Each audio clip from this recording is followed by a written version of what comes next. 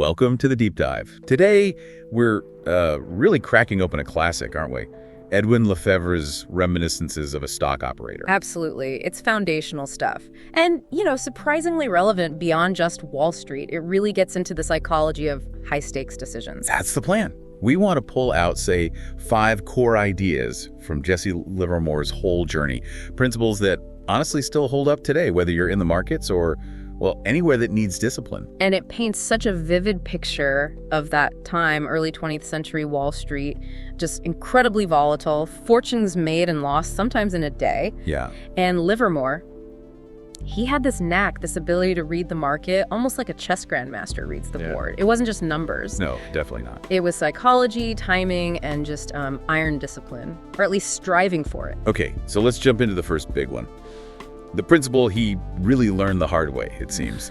You absolutely have to cut your losses quickly. Oh, yes. That came straight from his early days trading in those bucket shops. Right, not the real exchange. Exactly. Places where you basically bet on price movements. And the lesson there was brutal. If you hold on to a losing bet, you just get wiped out. Fast. And he saw others doing that, just holding on. All the time. Most people couldn't admit they were wrong. They'd cling to these losers, just hoping for a miracle bounce. Livermore learned, nope, cut it. Cut it fast, admit you're wrong, and preserve your capital. He had that quote, didn't he? About the speculator's enemies. He did. The speculator's deadly enemies are ignorance, greed, fear, and hope. And that last one, hope. He was particularly tough on hope. Called it for dreamers, not traders. That's harsh, but you see the point. Hope can blind you. Totally. It stops you from seeing the reality of the price action. Cutting a loss quickly, it's painful for the ego, sure, but it's about survival, keeps you in the game. It makes you ask, okay, was my initial idea wrong? If the answer is yes, based on the market action, you get out. No hesitation. It's not personal. It's risk management.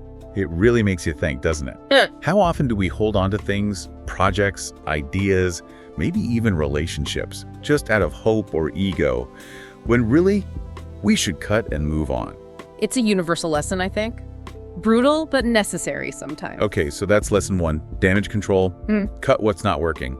But then there's the other side, making the most of what is working. Principle number 2, let your winners run. Yes. And this is often just as hard, maybe harder for people, because the instinct is to grab a small profit quickly, right? Out of fear, it'll disappear. Totally. Lock it in. Livermore did that too, early on. After the bucket shops, trading real stocks, he'd take small gains. But then he had this realization, the really big money wasn't in quick scalps. It was in riding the major trends. And the classic example is the 1929 crash. Oh yeah, monumental. He famously shorted the market bet on it going down and just stayed with it. Made something like, $100 million? An unbelievable sum back then. Just by sitting. Pretty much. His famous quote is, "It was never my thinking that made the big money. It was always my sitting." Just having the nerve, the patience to stay in a winning position and let the market really pay you. But how do you know when you're sitting wisely versus just being greedy or overstaying your welcome? That seems like a fine line. It is, and that's where I think his other principles come in. For him, sitting wasn't passive hope. It was actively watching the market confirm the trend. As long as the price action supported his position, he stayed. If it started to turn, then principle 1 kicked back in. Ah, okay. So they work together. Exactly. It wasn't about predicting the exact top or bottom. It was about identifying a strong move and having the discipline to ride it. It's fascinating. Think about applying that elsewhere. You start something new, a skill, a business venture, and it takes off. Do you just coast? Or do you double down, really lean in, and ride that wave? That requires a certain kind of patience, too. It really does. Capitalizing fully on an advantage. Which, I guess, leads perfectly into the third principle.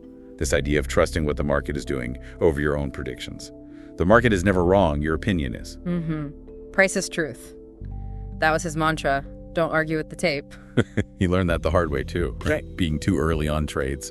Yeah, he was often right about the eventual direction, but his timing would be off. He'd jump in too soon, get shaken out, and then watch the move happen without him.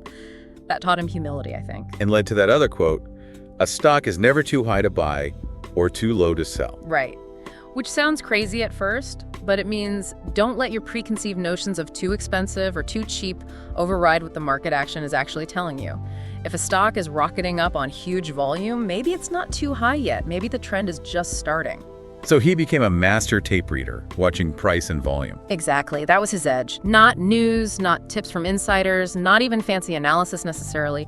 just meticulously observing price patterns, volume, how the stock behaved, what we'd now call price action trading. It's such a powerful reminder to check our biases.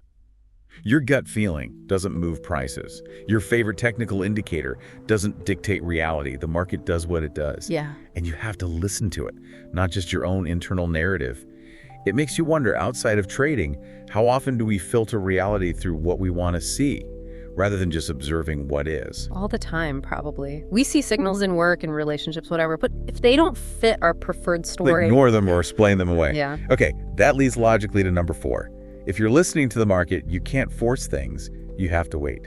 Trade only when the time is right. Patience again. But a specific kind. Not just patience in a trade, but patience before the trade. Don't overtrade. He felt that was a big mistake people made. Huge. He said some of his best trades were the ones he didn't take. He saw so many traders just churn their accounts. Trading out of boredom or feeling they had to be doing something ruined them. There's a time to go long, a time to go short, and a time to go fishing. Love that one. It's brilliant, isn't it? It acknowledges that sometimes the optimal strategy is to do nothing, to wait. What did he wait for, specifically? He called it market alignment. He needed everything to line up the overall market trend, the sector, the specific stock's price action, the volume. Everything had to confirm his thesis. He knew those perfect setups only came along a few times a year. So you couldn't force it? Absolutely not. Forcing trades when conditions aren't right is just gambling, basically. It's trying to impose your will on the market instead of flowing with it. You know that go fishing idea? It resonates. Like when you're stuck on a problem and you keep banging your head against it, sometimes the best thing is just to walk away, go fishing, metaphorically. Exactly. Let the subconscious work, wait for the conditions to be right, wait for that flash of insight or the right information to appear. Strategic inactivity. He actually said patience was the most expensive lesson he learned. Cost him fortunes when he forgot it. That recognition, that true edge, whether in markets or life, often lies in calculated patience, waiting for the fat pitch, as Buffett might say. Precisely. Don't swing at everything. Which brings us full circle almost to the internal battle. The 5th, and maybe the toughest principle. Emotions are the enemy of profits. The psychological battlefield. This is where even Livermore, despite all his brilliance and rules, struggled immensely. Even him. Oh yeah, he was human.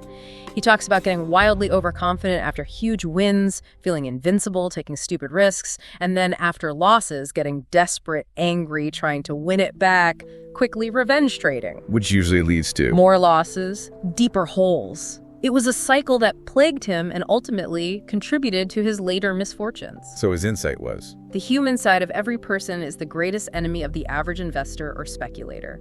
Recognizing that fight or flight, that euphoria and despair, those feelings are natural, but acting on them in the market, lethal. you feel the high of a win, the gut punch of a loss. But you can't let those feelings drive the next decision. Right. He believed the ideal trader had to be, well, almost inhumanly cold, analytical, detached, making decisions based purely on strategy and market evidence, not on fear or greed. That's a massive challenge. It's the challenge, arguably. If you can't get a handle on your own emotional responses, you'll likely never achieve consistent success in high-stakes, high-pressure environments, whether that's trading or surgery or leading a company through a crisis. It really forces you to look inward, doesn't it? How much are my decisions really based on logic versus just impulse feeling? And Livermore's life is kind of the ultimate cautionary tale there. Incredible highs, devastating lows. He learned these lessons, codified them, taught them through Lefebvre's book, but even he couldn't always follow them. So let's just quickly recap those 5 big ones. Okay. 1, cut your losses quickly. Stop the bleeding. Don't hope. Survival first. 2, let your winners run. Have the patience to ride the trend. That's where the real gains are. Sit tight. Let the market work for you. 3, the market is never wrong. Your opinion is.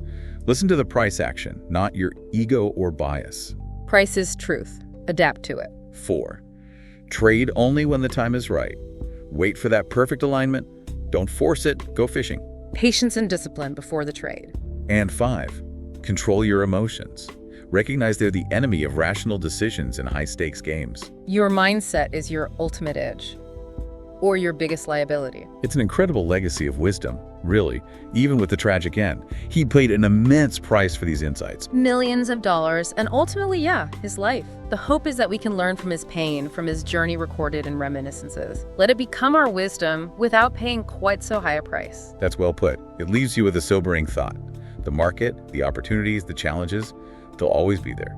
The real question is, will you survive long enough, psychologically and financially, to master them? And maybe remember Livermore's final observation on that. The stock market is never obvious. It is designed to fool most of the people, most of the time. Powerful.